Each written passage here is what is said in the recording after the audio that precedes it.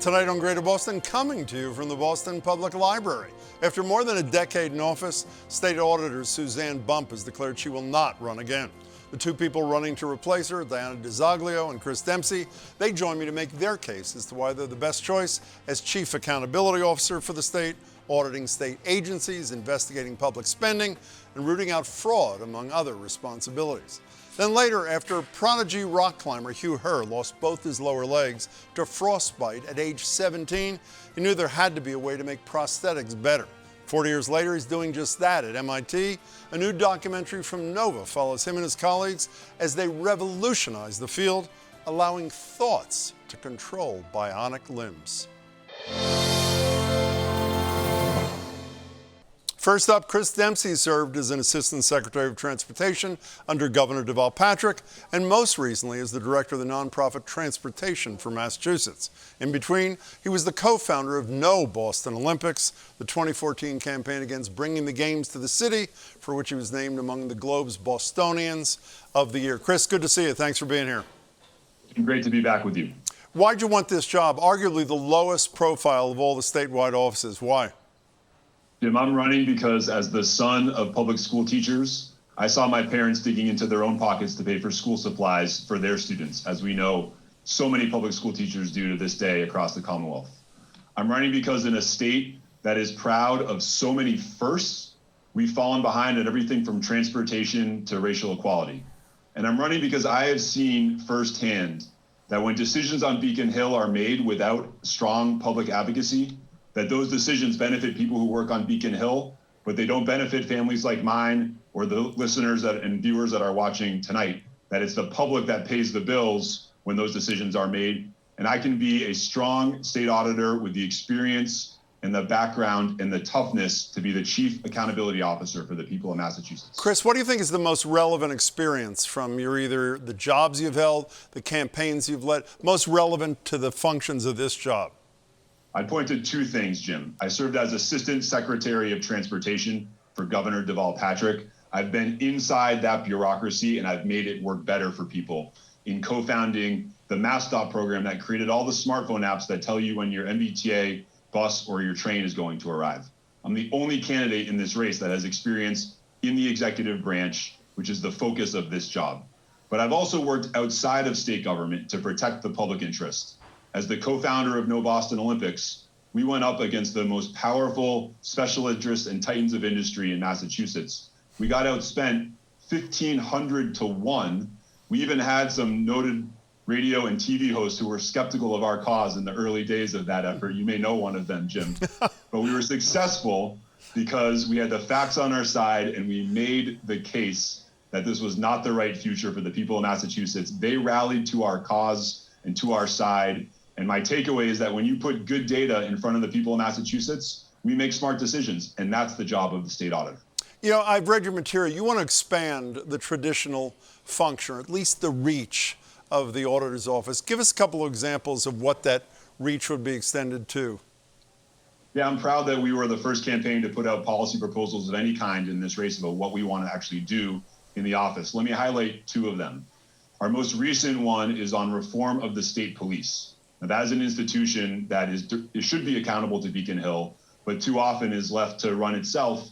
And we see that when that's the case, there are issues like the overtime fraud scandal and issues around hiring and promotions and diversity. So I'm going to use all of the tools in the auditor's toolbox to make sure that we are reforming that agency with proper oversight. I do that with great respect for the troopers who are on the front lines, but they deserve to work for an agency that they can be proud of and that we as taxpayers and residents can be proud of. We also put out a nation-leading plan on climate and environmental justice. I'll make the office the first in the country to incorporate carbon accounting into our audits of state agencies. We can hold them accountable for the laws that are on the books. And I promise you, Jim, we'll be the first in the country to do this, but we will not be the last. When we started here in Massachusetts, we will make it a national leader. How would you rate the job that the current retiring auditor has done in her more than a decade there, Chris Dempsey? I have great respect for Auditor Bump. She has served the Commonwealth well as a legislator, as Secretary of Labor in the Patrick administration, where she was my colleague, and then for 12 years as state auditor. Even she has said in her statement about not running for re-election that she's excited to see what the next generation can do with this office, that there's still untapped potential there. I want to use it as a robust platform for advocacy, for better, more efficient, and more equitable government. And I have that experience actually serving in the executive branch to do that. Don't you think, you're a Democrat, if accountability is your centerpiece of what the auditor does, wouldn't it be better to have more Republicans in both statewide and legislative office so that there was a counterbalance to the overwhelming control of Democrats, Chris? I'm a proud Democrat. I was proud to have served under Governor Patrick to help him get elected in 2006. But you know what? This needs to be an independent role in many ways. And I'm proud of my record of standing up when I have the facts and data and I have my perspective on that issue. The Olympics are a great example of that. There were many Democrats who supported that idea, including former Governor Patrick, who was working with Boston 2024. I think that experience of going up against my former boss is an example of my willingness and toughness and independence, which is so essential in the state auditor's role. Let's spend another minute on transparency and accountability, which again, at least from my take, is the centerpiece of the function of the auditor. The Globe has reported relentlessly that there is no state in the United States where the judiciary, the governor's office, and the legislature believes it's exempt from all three, again, exempt from public records laws. What do you as auditor do about that? Well, one thing is I'm glad to see the State House reopening today. It's important that that building, the People's Building, is open to the public. As state auditor, we have a role in exposing more information to the public. And let me give you one example of how we can do that. Traditionally, the state police have put up barriers to the information that they have that should be open to public records, but they make it very difficult for media or the public to have access to that information. Because we have the legal authority to review that data, we can actually make some of that public, not just for our own actions and records and reviews, but more broadly. When it comes to the legislature and the governor's office and the judiciary, the auditor has an essential role to play. We do have the ability to audit those branches, but the terms are relatively limited in terms of what we can legally do. It's not about changing the rules of the House or second guessing judiciary decisions. I do think, though, that this role can be a platform for greater transparency, and that's what I've fought for in my career, whether it's open data at the MBTA or whether it's leading No Boston Olympics. Chris Dempsey, good luck. It's great to see you. Hope to see you a lot in the months ahead. Thanks so much, Jim. Really appreciate the opportunity to be with you. My pleasure. Dianna DeZoglio served 3 terms in the State House of Representatives before becoming a state senator in 2019, representing Haverhill, Newburyport, Amesbury, Merrimack, North Andover, Salisbury, and her hometown of Methuen since. Senator, it's good to see you. Thanks so much for being here.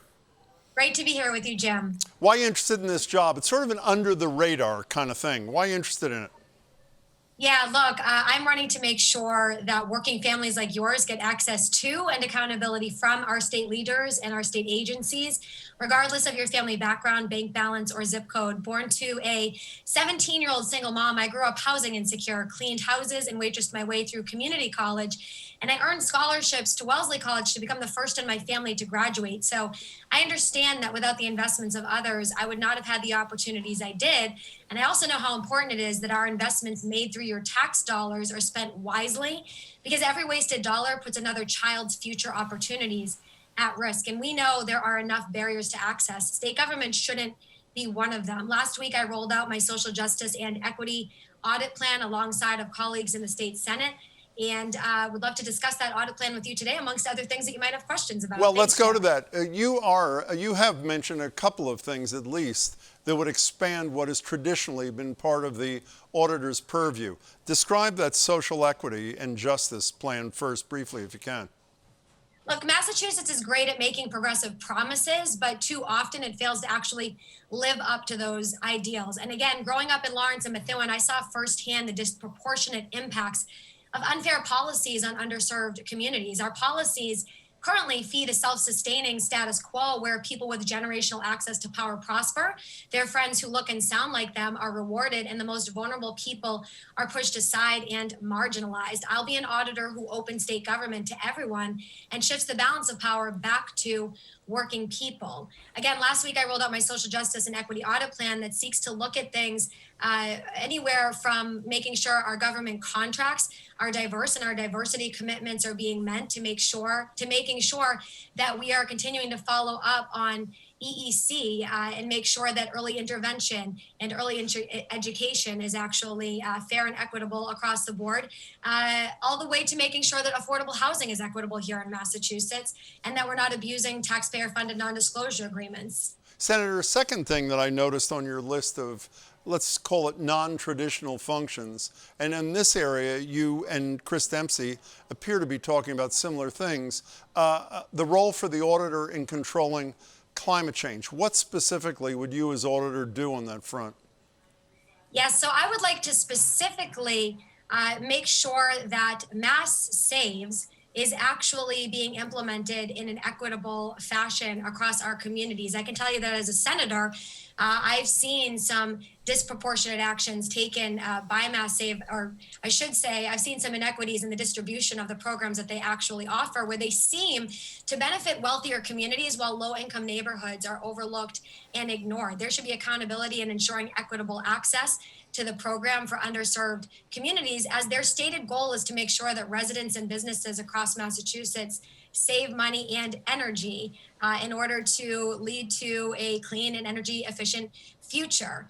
So I'll analyze and report on disparities between services provided to low-income residents and underserved communities and residents in more affluent communities. Also, Jim, I want to take a look at whether or not we're actually meeting our climate goals based on what we've passed through the legislature. As a senator, I voted for an act creating a next generation roadmap for Massachusetts climate policy. But what we're hearing is that the administration is dragging its heels on implementing some of the changes that we proposed in that bill. So I'm going to be auditing agencies such as the Department of Public Utilities and making sure that we're actually implementing the changes that we passed in this administration. Having taken on Columbia Gas, look, as a legislator during the Merrimack Valley gas explosions, I can tell you that we need increased accountability across the board when it comes to making sure that we have clean energy initiatives. Senator, what in your experience do you think is most relevant to the function you'd perform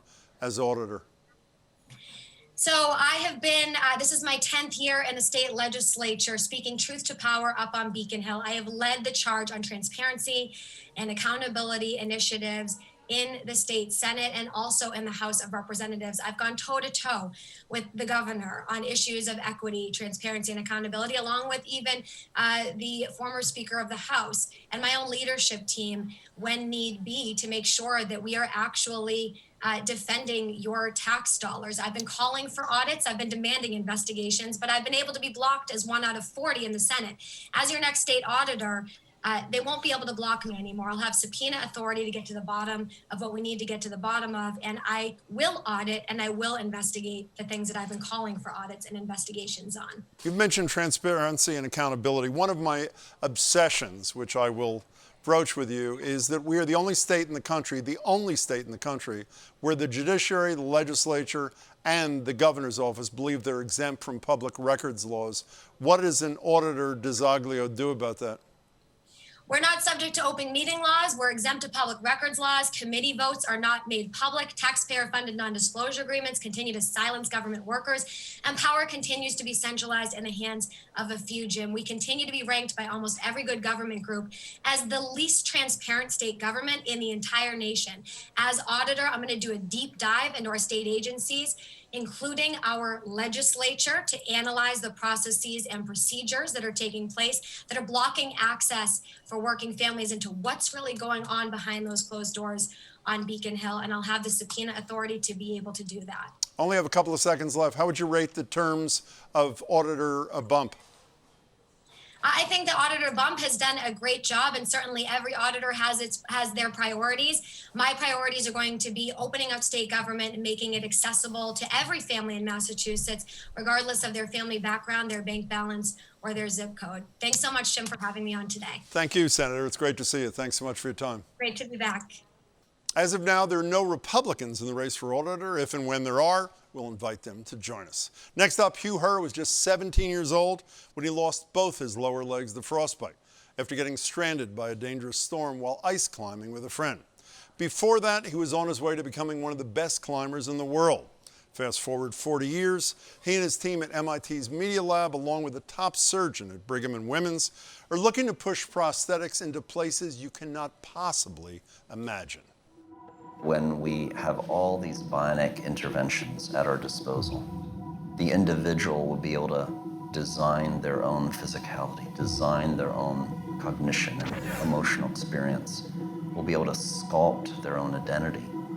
In that future, when we look at the normal, innate biological body, we will go, oh, so boring. Her story and his team's quest are documented in a new Nova film called Augmented, which premieres tomorrow night. Her joined me the other day to discuss. Hugh, it's really good to meet you. Thank you for your time. My pleasure. Nice to be here today. Thank you. You're on Mount Washington. You're 17 with a 20-year-old fellow climber. How long are you stranded on the mountain? We were stranded for nearly four days. And we had suffered at that point severe hypothermia and frostbite and weren't able to walk. So even though we made it within a few miles to civilization, we could no longer move. And fortunately, we were discovered by a hiker and plucked from the mountain via helicopter. Before you were plucked from the mountain, though, one of the moments in the film that will always stay with me is you describe learning on the spot how hugging your climbing partner was good for you because it reduced the amount of your skin that was exposed to the cold, and obviously your body's generated heat.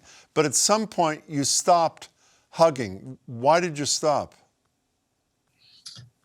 Yeah, being out there with my partner, Jeff Batzer, was critical. We could hug each other and double the heat source, if you will, and reduce our surface area. So that really kept us alive for so many days in minus 20 to minus 30 degree Fahrenheit temperatures. At a certain point, we didn't think we could survive the ordeal. And we thought to ourselves, the sooner we die, the better. We were in excruciating pain and just, we had no hope. So we stopped hugging each other to accelerate the death process. You mentioned a second ago that you were plucked off the mountain, double amputee. You're told you can never climb again. How long was it till you were climbing again? I went climbing after my first week at the rehabilitation center, just after I was fitted with artificial limbs for the first time and took my first steps. It's funny, the first weekend I had artificial limbs, my physical therapy team didn't allow me to take the limbs home with me because they knew exactly what I would do. And then the second weekend, they were silly enough to allow me to take my limbs. And of course, I went rock climbing. And these were as primitive as prosthetics can get. That's a fair description Indeed. of what they were. Can you appreciate, as the person who's in this story, how incredible that moment is for the viewer to see you back on the mountain with these strange looking extended prosthetics, or can you not do that since you lived it? I'm a very focused, confident person, I suppose, and I just had to jump on the horse again. My passion was mountain climbing, and I wasn't going to let leg amputations stop me. So was there a moment, Hugh Hur, where you said, I have decided that I will not allow amputation to equal disability in my life or others? Was there a moment, or was it an evolution?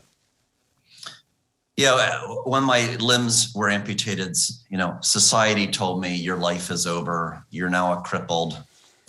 And I suppose I'm extremely stubborn. I didn't accept that view.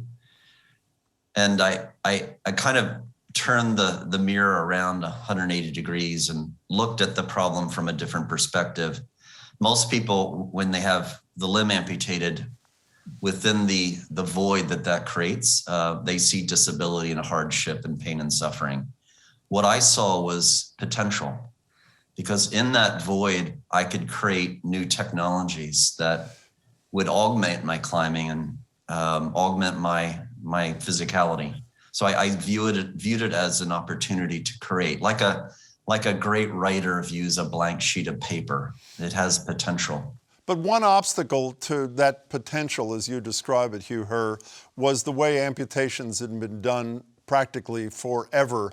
Here's one of your colleagues from the MIT Media Lab, PhD candidate, Tyler Kleitz, talking about just that. Let's listen. For hundreds, thousands of years, amputation has been viewed as a procedure that's done when there are no other options. So we try to fix it in all these different ways, and that doesn't work. And the last thing we do is we take the leg. Because of that, not much scientific effort has been put into changing the way that that surgery is done. And so fundamentally, the surgery hasn't changed since really the Civil War era. Now we have all this technology. We have advanced robotic limbs, we have advanced ways of talking to nerves and muscles, and yet we're still doing amputation the same way. Why did that discovery matter so much to change the way amputations were done?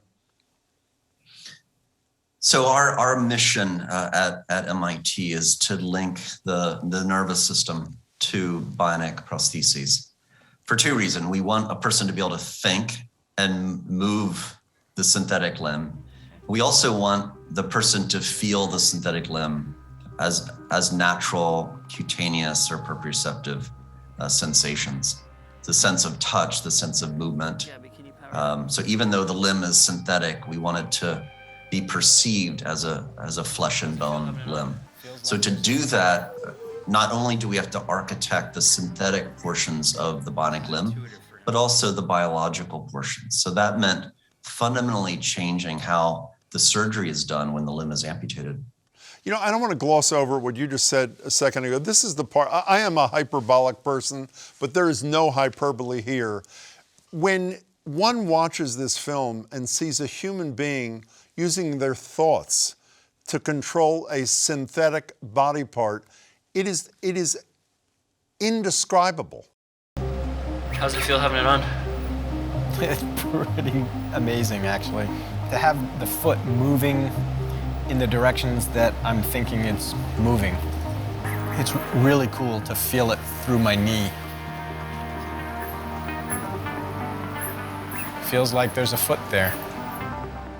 But that's exactly the point you actually get to, where it's essentially the prosthetic device becomes part of that human's body, yes? Yeah, when you ask that person, what is your body? They include the designed synthetic limb, which is extraordinary. So what we're doing extends beyond mere tool use. We're not developing tools. This is bionic reconstruction. We're reconstructing persons' bodies, which is quite a pivotal point in human history. You know, when you talk also, the potential almost explodes off the screen. Can you envision a moment where a human being decides to voluntarily get rid of a part of their body so that they can be augmented, to use the term in the film, to have more potential, to be able to do things, more things and better things? Can you imagine that moment? Absolutely. I mean, it's already occurring today that a person that has some limb condition chooses to have that limb amputated. Why? Because their quality of life is improved. It turns out bionic limb reconstruction can lead to higher performance, more capable physicality than keeping a limb that no longer functions well. No, but I meant, if I may, Hugh, a limb that is functioning normally, whatever normally means, and I know that's a word that's loaded in this film, but normally, and I say my arm is working fine, but my arm designed by Hugh Herr and his colleagues can be even finer. Are we going to reach that moment? I think we'll reach that moment. We're not close to that moment now, but in the mid-sections of this century, I think technology will be to the point where we can rebuild limbs where they're actually augmented, going beyond innate physicality. You know, we're at a time in our history where a significant part of the population is finally discussing, I hope seriously, inequities in our society. Do you worry, and it's addressed in the film with a bioethicist there as well, do you worry about this leading to greater inequality between the haves, those who can afford this kind of augmentation, and those who cannot? I do. So recently at MIT, we've launched a new center, the Yang Center for Bionics, this past September. And part of the center mission, of course, is to expand technological capabilities in the area of bionics, but it's also to increase the equitable distribution of medical devices to those in the world or those regions of the world that are poorer. So we want to think carefully about how do you more equitably distribute prosthetic devices to very poor communities. You know, if you can put yourself where you were when you decided you'd be on this mission after your amputation, would you have imagined anything like where you and your team are today? No, not in my wildest dreams. And so before my accident, I just was a terrible, terrible student. I did everything possible to not go to my classes. And if you ask me what's 10% of 100, I would not be able to tell you because no one told me what a percent was, or I wasn't listening. But after the accident, again, this idea of designing my own artificial limbs and actually climbing better with artificial limbs than I'd achieved before the accident with biological limbs was very inspiring. And that led me to a fascination with mathematics, science, and engineering, which drove me back to the classroom to learn fundamental principles of science and then to apply those principles to the design of artificial limbs to benefit not only myself, but others. Well, you are changing the world, you and your colleagues. Everybody has got to watch this thing. Thanks for your work, and thanks for your time tonight, Hugh. I appreciate it. Thank you so much. Cheers. You too. You can catch Nova's Augmented tomorrow night at 9 right here on GBH2 and online at gbh.org/Nova. That's it for tonight. We'll be back tomorrow. Thank you for watching, and please stay safe.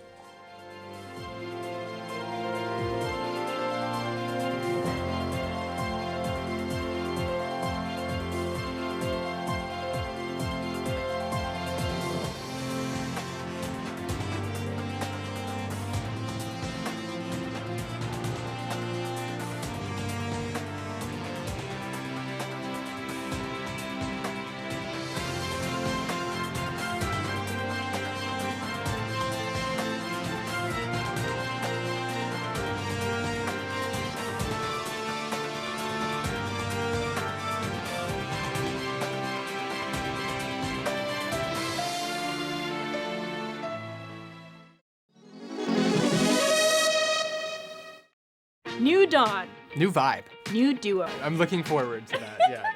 Join me, Paris Alston. And me, Jeremy Siegel. For GBH's Morning Edition, with the local news and fresh insights you need. To start your morning and inspire your day. You know, you gotta live life on the edge a little bit. We're here weekdays from 5 to 10 on 89.7 and gbhnews.org. All right, We got it.